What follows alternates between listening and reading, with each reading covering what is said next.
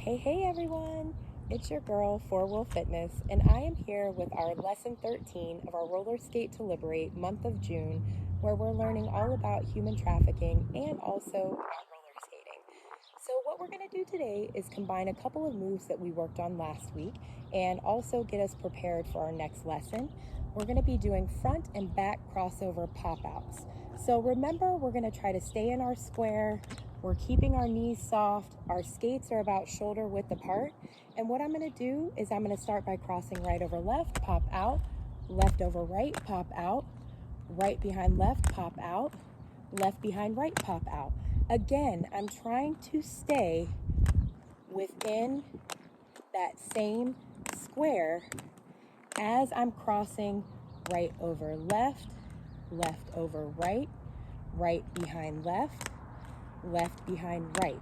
And I'm staying in this same box or square as I do my front crossover pop-outs and my back crossover pop-outs. And there you go. So you can have fun with it. You can make it a little dance, have fun, or you can challenge yourself a little bit. You can get your skates a little bit closer together than shoulder width apart, and you can do mini front and back crossovers.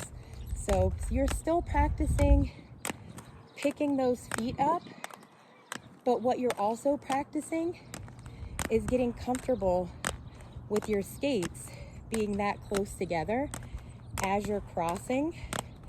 And remember, I'm still looking up, and you can go back out wide. So when I go front, front, back, back, I'm still staying, guys, in my square. So as stationary as possible as I'm crossing front, back. And there you go, guys. There's your front and back crossover pop-outs. And I can't wait to see you guys next lesson. Have fun rolling, and be sure to check out Roller Skate to Liberate, guys. Have a good one.